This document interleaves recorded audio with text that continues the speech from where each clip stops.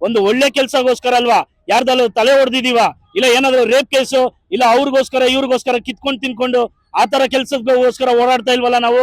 ಆತರ ನ್ಯಾಯ ಬೇಕು, ಈ ತರ ನ್ಯಾಯ. ಸರ್ ಒಂದ್ಸಲ ನೋಡಿ ಸರ್, ಲಕ್ಷಾಂತರ ಜನ ಇಲ್ಲಿ ಹಿಂದ್ಗಡೆ ಇದಾರೆ ಅನ್ನೋದು ಬೇಡ ಸರ್ ನಮ್ಗೆ.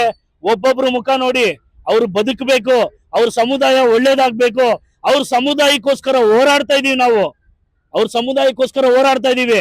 ಎಲ್ರು ಮನುಷ್ಯತ್ವ ಅನ್ನೋದನ್ನ ಇಟ್ಕೊಂಡು ಮುಂದೆ ಬಂದ್ಬಿಟ್ಟು ಅದಕ್ಕೆ ಸಪೋರ್ಟ್ ಮಾಡ್ಬೇಕು. ಆ ಸಮುದಾಯಕ್ಕೆ ಬೆಳಿಗ್ಗೆ ಏನ್ ತಿಂದೆ, ಸಾಯಂಕಾಲ ಏನ್ ತಿಂದೆ, ನನ್ ಗರ್ಲ್ ಫ್ರೆಂಡ್ ಏನ್ ತಿನ್ಲು, ಆ ಬಾಯ್ ಫ್ರೆಂಡ್ ಏನ್ ತಿಂದ ಅಂತ ಯೋಚನೆ ಮಾಡ್ತಾರಲ್ಲ.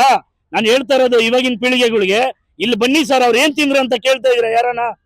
ಅವ್ರನ್ನ ಕೇಳೋರು ಯಾರು?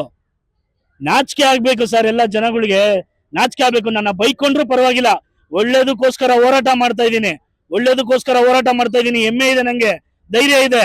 ಒಳ್ಳೇದಕ್ಕೆ ಯಾವತ್ತು ದೇವ್ರು ಕೈ ಬಿಡಲ್ಲ ಅನ್ನೋದಕ್ಕೆ ಸಾಕ್ಷಿ ಏನು ಅಂತ ನಾನು ಮುಂದಕ್ಕೆ ತೋರಿಸ್ತೇನೆ.